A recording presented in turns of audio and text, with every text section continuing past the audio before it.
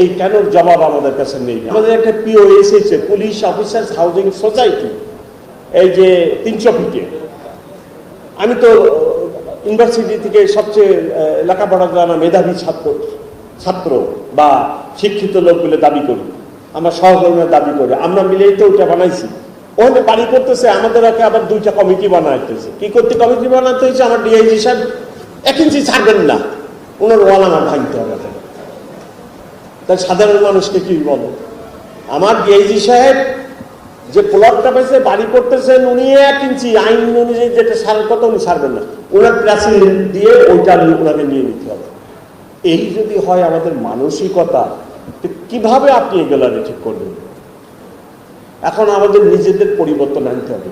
নীতি নৈতিকতার পরিমাণ বিষয়টি এত নিম্ন পর্যায়ে আমাদের চলে গেছে। আমার খালি টাকা দরকার, আমার টাকা দরকার। এটা কিভাবে আসতেছে ওটা কোনো ইম্পর্টেন্ট না। ড্রাগ বেঁচে আসতেছে, না জুয়া খেলে আসতেছে, না দুর্নীতি করে আসতেছে, দ্যাট ডাজ নট ম্যাটার। যে কোনো উপায়ে আমার টাকা দরকার। এই কোন এক সমাজে আমরা চলে গেলাম? নীতি নৈতিকতা এইরকম একটা লেভেলে চলে গেছে। সো এটারও ইম্প্রুভমেন্ট, এটাও হয়তো একটা দুঃশাসন, দীর্ঘদিনের দুঃশাসন এর ফল হলো এইটা। হ্যাঁ, 15 লক্ষ টাকা দিয়ে আপনি কি করেন? 15 লক্ষ টাকা দিয়ে আপনি কুরবানির ছাগল কিনে আনেন।